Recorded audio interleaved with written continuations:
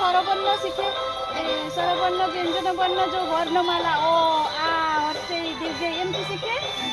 तापर आम जाइकी आकार ईकार उकार एगा सब शिखे तापर आम कौन शिखे वाक्य गठन। तो तुम्हें नाचरे किस शिखिच एका थरे जाइकी वाक्य गठन है ना ओ आ एगा सब किछि शिखिन तो सेई मु किछि किछि सिखेबी किछि दिन पाई मते एठी डका जाइछि तो मु किछि किछि तुमको सिखेबी सबु तो सिखाई हेबनी एते कम टाइम रे